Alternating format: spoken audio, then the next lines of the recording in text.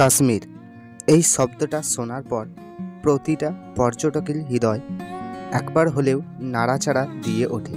উৎপত্তি অনুসারে এককালে কারাকোরাম ও এক পর্বত অঞ্চলে বিশাল এক জলাভূমি প্রাকৃতিক কারণে শুকিয়ে যায়, আর তারপর থেকে সৃষ্টি হয় এই কাশ্মীর উপত্যকা। আর পৃথিবীর এবং ভারতের ভূস্বর্গ হচ্ছে এই কাশ্মীর। এই কাশ্মীর মানুষের কাছে বিভিন্ন ঋতুর সাথে ধরা পড়েছে বিভিন্ন পর্যায়ে। একেবারে কখনো সে সবুজ, আবার কখনো সে পুরো রঙিন, তো কখনো সে শ্বেত শুভ্র বরফে ঢাকা একেবারে সাদা চাদরে মোড়া কাশ্মীর। তবে আমার ইচ্ছা ছিল বরফে ঢাকা সাদা চাদরে মোড়া কাশ্মীরকে দেখার, তাই বেছে নিয়েছিলাম শীতের সময়।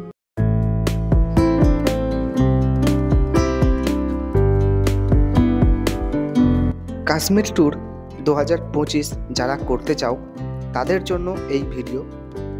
কাশ্মীর ট্যুর কিন্তু বলা মানেই যে কাশ্মীর ট্যুর হয়ে যাবে সেটা না, সময় সাপেক্ষ এবং খরচা সাপেক্ষ। তো কাশ্মীর যাওয়ার আগে যে জিনিসগুলো জানা দরকার সমস্ত কিছু তোমাদেরকে বলবো। কলকাতা থেকে কিভাবে যাবে। কলকাতা থেকে তোমরা কিন্তু শুধু ট্রেনে করে যেতে পারবে না, তোমরা কিন্তু ফ্লাইটেও যেতে পারো, যা হচ্ছে শ্রীনগরে ডিরেক্ট নামাবে। আর ট্রেনের ব্যাপারটা বলে দিই, কাশ্মীর তো এইভাবে কাশ্মীর যাওয়া যায় না, তার আগে যেতে হয় স্টেশনে, সেটা হলো জম্বু তাওয়াই স্টেশন। তো জম্বু তাওয়াই স্টেশন কিভাবে যাবে, আমাদের হাওড়া থেকে ট্রেন ছাড়ে 123-31 হিমগিরি এক্সপ্রেস, যা হচ্ছে মঙ্গলবার, শুক্রবার এবং শনিবার ছাড়ে, যা রাত্রি 11:55 ছাড়ে। 37 ঘন্টা পথ অতিক্রম করে 1টার সময় নামায়। এবং শিয়ালদা থেকে একটি ট্রেন ছাড়ে, যা হচ্ছে প্রতি সোমবার জম্বু তাওয়াই হামসফর এক্সপ্রেস, যা হচ্ছে কোনো স্লিপার কোচ নেই, সবটাই কিন্তু এসি কোচ। আরেকটি ছাড়ে কলকাতা স্টেশন থেকে, যেটা হচ্ছে জম্বু তাওয়াই এক্সপ্রেস। এই ট্রেনটি প্রতিদিন ছাড়ে, যা হচ্ছে 45 ঘন্টা 5 মিনিট সময় নেয়। আর শিয়ালদা থেকে যে জম্বু তাওয়াই হামসফর এক্সপ্রেস ছাড়ে, তা হচ্ছে 34 ঘন্টা 15 মিনিট সময় নেয়। জম্বু তাওয়াই তো চলে এলে, হ্যাঁ, তা বলে কি কাশ্মীর পৌঁছে গেলে? না, এখনও কিন্তু বাকি রয়েছে। কাশ্মীরের শ্রীনগরে প্রথমে পৌঁছাতে হবে। কাশ্মীর পৌঁছাতে গেলে নেমে জম্বু তাওয়াই স্টেশন থেকে তোমাদেরকে ট্রেনেও যেতে পারবে, তোমরা প্রাইভেট কারে করেও যেতে পারবে। তো প্রাইভেট কারে করে যেতে গেলে তোমাদের ম্যাক্সিমাম 7 থেকে 8 ঘন্টা সময় নেবে, এবং পাহাড়ে যদি ধস নামে তাহলে কিন্তু আরও সময় নেবে। তোমরা ট্রেন পথেও যেতে পারো, যা হচ্ছে জম্বু তাওয়াই থেকে প্রথমে তোমাদেরকে যেতে হবে উধমপুর। উধমপুর থেকে তোমাদেরকে বাসে করে যেতে হবে বানিহাল। বানিহাল থেকে তোমরা পৌঁছাবে শ্রীনগর। হ্যাঁ, আরেকটি গুরুত্বপূর্ণ ইনফরমেশন তোমাদের জানানো হয়নি, যেটা হচ্ছে তোমরা কাশ্মীর ভ্রমণ যদি করতে চাও, তার সাথে যদি মাতা বৈষ্ণোদেবী করতে চাও, তাতে কিন্তু খরচটা একটু বেশি হয়। আর মাতা বৈষ্ণোদেবী করতে গেলেও তোমাদেরকে এক্সট্রা 2 দিন রাখতে হবে।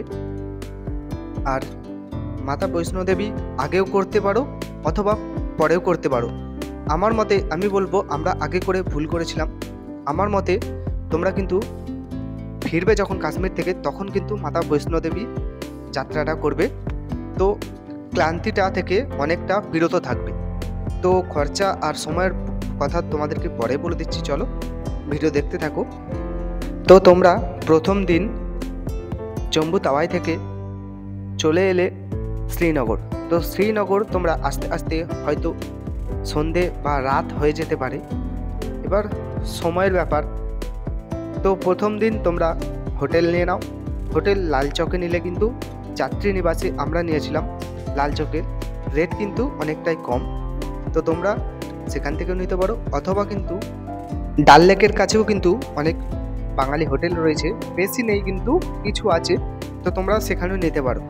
তো সেই দিন হোটেলে থেকে গেলে, রাত্রিবাস করলে, ফ্রেশ হয়ে তো সকালবেলা তাড়াতাড়ি উঠে পড়ো। উঠে তোমরা প্রথমে তোমাদেরকে ট্যাক্সি করতে হবে, বা প্রাইভেট কার তোমাদের কতজন গ্রুপে থাকবে সেরকমভাবে তোমরা গাড়ি করে নেবে। তো গাড়ির কিন্তু ভাড়া সময় মানে দেখে হয়, সিজন অফ সিজনের ব্যাপার থাকে, অফ সিজনে কিন্তু কম থাকে। অবশ্যই কিন্তু বার্গেনিংটা করবে। তোমাদের গ্রুপে যদি বার্গেনিং করার কোনো লোক থাকে তো তাকে দিয়ে বার্গেনিং করাবে। বার্গেনিং কিন্তু কাশ্মীরে অবশ্যক, তো বার্গেনিং করবে। তো তোমরা 4 দিন বা 5 দিন যদি থাকো, তোমরা কিন্তু পুরোটাই বুক করে নিতে পারবে একটা গাড়িকেই, কিন্তু আবার নাও করতে পারো, সেটাকে প্রতিদিন হিসেবে করতে পারো। সেই গাড়িকেই কিন্তু 4-5 দিনের জন্য একবারে বুকিং করে নিতে পারো। তো আমি বলবো প্রতিদিনের বুকিং করো, আগে ড্রাইভারকে চেনো জানো ভালো করে, কীরকম কী সার্ভিস দিচ্ছে, তারপর না হয় বুকিং করবে। তো আমাদেরটা কিন্তু খুবই খারাপ ব্যাপার ছিল, তাই জন্য কিন্তু ড্রাইভারের নম্বর আমি দিইনি। অবশ্যই বলে দিই, যদি গুলমার্গে তোমাদের গন্ডোলার টিকিট থাকে তাহলে কিন্তু গুলমার্গ চলে যেও, আর যদি গুলমার্গের টিকিট না কাটা থাকে অনলাইনে তাহলে কিন্তু প্রথম দিন সোনমার্গ চলে যাও। আর ড্রাইভারকে বলে রাখো গুলমার্গের গন্ডোলার টিকিটের জন্য, তো তারপরের দিন গুলমার্গে চলে যেও। সোনমার্গে কিন্তু এই অফ সিজন সময় মানে এই জানুয়ারি ফেব্রুয়ারি বা ডিসেম্বরে যদি যাও, তোমরা এই গাড়ি যে তুমি বুক করবে সেই গাড়ি কিন্তু প্রপার একদম জায়গাতে পৌঁছাবে না। 3 কিলোমিটার আগে তোমাদের নামিয়ে দেবে, ওখান থেকে আলাদা গাড়ি করতে হবে। এই গাড়ি হচ্ছে চাকায় চেন লাগানো থাকে, বরফের জন্য স্পেশালিস্ট গাড়ি। ওই 3 কিলোমিটার কিন্তু তোমাদেরকে আরও 2000 টাকা বা 2500 থেকে 3000 টাকার মতো পে করতে হবে। তারপরে সোনমার্গের প্রপার পৌঁছাবে। সোনমার্গে কিন্তু প্রচুর বরফ পেয়ে যাবে তোমরা, বরফের কিন্তু কোনো কমই তোমরা পাবে না ওখানে। তো প্রথম দিন কিন্তু ঘুরে আস্তে আস্তে তোমাদের বিকাল হয়ে যাবে বা সন্ধে হয়ে যেতে পারে, জ্যামের উপরে ব্যাপার থাকে। তো তোমরা চলে এলে, আবার খাওয়া দাওয়া করে শুয়ে পড়লে, তারপরের দিন আবার সকালে উঠলে গন্ডোলা টিকিট যদি হয়ে যায় তাহলে কিন্তু গুলমার্গের পথে বেরিয়ে পড়বে। গুলমার্গেও কিন্তু সেম জিনিস, তোমাদেরকে প্রপারলি কিন্তু এই গাড়ি পৌঁছাবে না, ওখান থেকে আবার ভাড়া করতে হবে। আর যদি গন্ডোলা টিকিট থাকে তাহলে কিন্তু গন্ডোলার ফার্স্ট পেজ সেকেন্ড পেজ থাকে। ফার্স্ট পেজ হচ্ছে 700 মনে হয় যতটা সম্ভব, আর না হলে 900 টাকার মধ্যে থাকে। তোমরা একবার চেক করে নেবে অনলাইনে, তখন ছিল এরকম, এখন বাড়তেও পারে এই 2025-এ।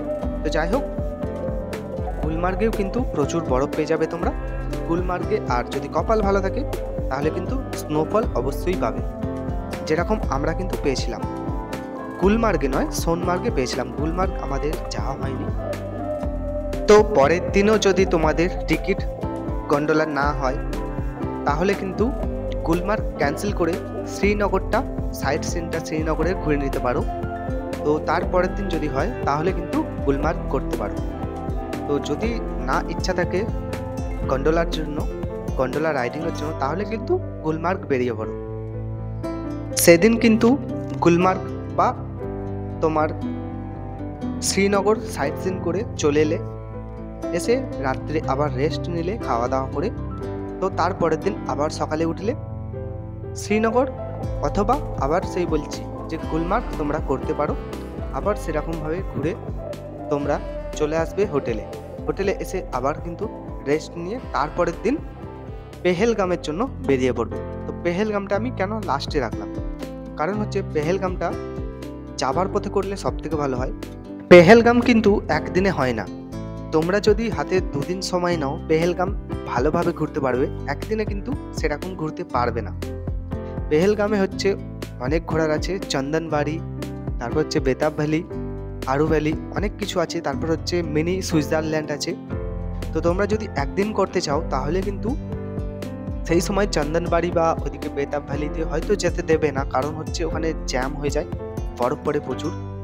তো তোমরা শুধুমাত্র ওখান থেকে মানে আবার এক্সট্রা করে সেই গাড়ি করতে হবে তোমরা যদি চন্দনবাড়ি, বেতাব ভ্যালি, আরু ভ্যালি যাও।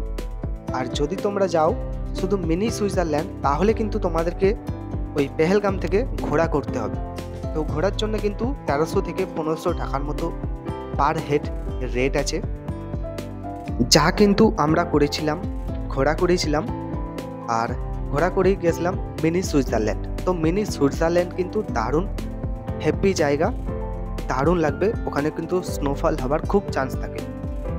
তো ঘোড়া করে যদি না যেতে চাও তাহলে কিন্তু তোমরা চেষ্টা করবে সব সময় যে চন্দনবাড়ি বা বেতাব ভ্যালি, আরু ভ্যালি এইসব জায়গায় যাওয়ার। ঘোড়া করে কিন্তু একটা সব সময় রিস্ক হয়েই থাকে, আর অনেক সবাই পড়ে যাচ্ছিল, আমাদের মধ্যেও একজন পড়ে গিয়েছিল। ঘোড়া তো আমি নমস্কার করেছিলাম যে আর কোনোদিন চাপবো না, একবার চেপে আমার অবস্থা খুব খারাপ হয়ে গিয়েছিল। হাতে যদি তোমাদের সময় থাকে পেহেলগামের জন্য অবশ্যই কিন্তু 2 দিন হাতে সময় রাখবে, তবে পেহেলগামটা পুরোপুরি ঘুরতে পারবে।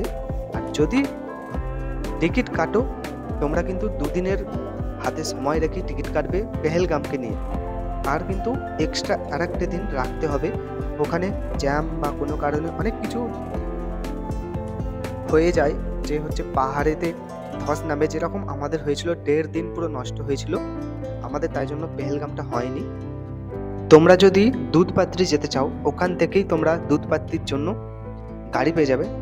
আর যদি চাও পাতনি টপ যেতে গেলে কিন্তু তোমাদেরকে উধমপুর থেকে খুব কাছে হয়, শ্রীনগর থেকেও যাওয়া যায় কিন্তু একটু দূর। তো তোমরা পাতনি টপও ঘুরতে পারো, পাতনি টপটাও কিন্তু অসাধারণ জায়গা। পাতনি টপে আমরা প্রথমেই গেছিলাম আর প্রথমে প্রচুর স্নো পেয়েছি আমরা, দারুণ লেগেছিল পাতনি টপটা। আগেও বলছি আর এখনও বলেছি, কিন্তু সব সময় বার্গেনিংটা অবশ্যই করবে, বার্গেনিংটা খুব কিন্তু দরকার ওখানে। তোমরা যদি ট্রেনে যেতে চাও তোমার জম্বু তাওয়াই, বা ট্রেনে যেতে চাও শ্রীনগর থেকে বানিহাল অবধি, একটা দুর্ধর্ষ দৃশ্য দেখতে পাবে, যা তোমরা বরফের মাঝখান দিয়ে ট্রেন ছুটে যাবে, এইসব দৃশ্য দেখতে পাবে। যা হচ্ছে তোমাদেরকে তাহলে শ্রীনগর থেকে চলে আসতে হবে শ্রীনগর স্টেশনে, সেখান থেকে তোমাদেরকে ট্রেন ধরে আসতে হবে বানিহাল। এবারে নতুন আরও 2টি প্ল্যাটফর্ম অ্যাড হয়েছে, যা হচ্ছে সাঙ্গলদান অবধি আসছে। তো সেই সাঙ্গলদান অবধি চলে আসতে পারবে, এক অসাধারণ মনোরম দৃশ্য, প্রাকৃতিক বা বরফের দৃশ্য তোমরা দেখতে পাবে। তো এই হচ্ছে ব্যাপার। তো এবার আসি খরচা, আর খরচার আগে বলে দিই তোমাদেরকে যে মাতা বৈষ্ণোদেবী যাত্রাটা কিভাবে করবে। তো মাতা বৈষ্ণোদেবী করতে গেলে প্রথমে তোমাদেরকে আসতে হবে কাটরা। তোমরা শ্রীনগর থাকো বা উধমপুর থাকো বা যে কোনো জায়গাতেই থাকো, তোমাদেরকে প্রথমে আসতে হবে কাটরা। ট্রেনেও আসা যায়, আর ওখান থেকে প্রাইভেট কারে করেও আসতে পারবে, আর হচ্ছে ওখান থেকে বাসে করেও আসা যায়। তো চলে আসো তোমাদের প্রথমেই কাটরায় এসে তোমরা যদি রাত্রিবাস করতে চাও হোটেলে করতে পারো, অথবা তোমাদের লাগেজপত্র রেখেই কিন্তু তোমরা ফ্রেশ হয়ে বেরিয়ে পড়তে পারো। তো আমি বলবো তাড়াতাড়ি, তোমাদের যদি হাতে সময় থাকে তাহলে কিন্তু রেস্ট নাও হোটেলে, তারপরের দিন বেরো সকালবেলা। আর যদি সময় না থাকে তাহলে কিন্তু গিয়ে ফ্রেশ হয়ে তোমরা বেরিয়ে পড়ো, যেরকম আমরা করেছিলাম। প্রথমের দিকে হোটেলে গিয়েই কিন্তু আমরা বেরিয়ে পড়েছিলাম। তো হেঁটে উঠে তারপরের দিন দর্শন করে আবার চলে এসেছিলাম, তারপরের দিন আমরা গেছিলাম অন্য জায়গায়। তো তোমাদেরকে সেম করতে হবে, দর্শন করে তারপরের দিন ফিরে তোমাদেরকে আসতে হবে আবার জম্বু তাওয়াই স্টেশনে। তো এবার বলে দিই খরচার ব্যাপারটা। সময় হচ্ছে লাগবে তোমার পুরো টোটাল ট্যুর করতে গেলে মাতা বৈষ্ণোদেবীকে এক্সট্রা 2 দিন ধরতে হবে, আর খরচাটাও ম্যাক্সিমাম 3000 টাকা এক্সট্রা ধরতে হবে মাতা বৈষ্ণোদেবী করতে গেলে। তো 3000 টাকা না হলেও ম্যাক্সিমাম 2 থেকে 2500 টাকা লাগবে। এবার তোমাদের খরচাটা বলে দিই। তো তোমরা যদি 6 জন বা 8 জন মিলে এই যাত্রা করো বা এই কাশ্মীর ট্যুর করো, তাহলে কিন্তু তোমাদের পার হেড এই অফ সিজনে ম্যাক্সিমাম তোমাদের 17 থেকে 18-র মধ্যে পড়বে। আর যদি তোমরা সিজনে যাও সেটাই কিন্তু 20-র মধ্যে পড়বে। আর তোমরা যদি আরও 2 জন বেশি যাও তাহলে কিন্তু এটা 15 থেকে 16-র মধ্যে চলে আসবে। এই টাকা তো লাগবেই, কারণ হচ্ছে কাশ্মীরের খাওয়া দাওয়া খরচা, গাড়ি ভাড়া এসব তো লাগবেই, মানে বেশিই লাগে। তো এই হচ্ছে সব থেকে বাজেটের মধ্যে বললাম।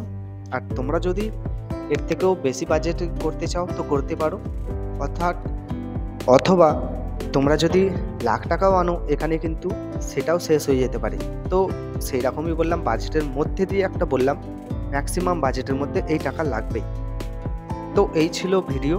তোমাদেরকে 2025-এ তোমরা যারা কাশ্মীর যাবে সেই সব ট্যুর প্ল্যান দিলাম মাতা বৈষ্ণোদেবী ছাড়া এবং মাতা বৈষ্ণোদেবী সমেত। তো কেমন লাগলো ভিডিওটা জানাবে, আশা করছি তোমাদের খুব হেল্পফুল হবে। জানি না কতটা স্যাটিসফ্যাকশান দিতে পারলাম। তো চলো আজকের মতো ভিডিও এখানে শেষ করলাম। দেখা হচ্ছে পরের কোনো নতুন ভিডিও নিয়ে, ব্লগ নিয়ে। ততক্ষণে সবাই ভালো থাকবে, সুস্থ থাকবে। টাটা। এরপরেও যদি কারো বুঝতে সমস্যা হয়, বুঝতে না পারো, তাহলে কিন্তু আমার কমেন্টে কমেন্ট করবে এবং আমার ইনস্টাতে বা মেসেঞ্জারে অবশ্যই কিন্তু কন্ট্যাক্ট করবে। আমি সমস্ত কিছু হেল্প করব, সবার কমেন্টের রিপ্লাই দিই আর সকলকে সাহায্য করি। তো চলো আজকের মতো ভিডিও এখানে শেষ করলাম। টাটা।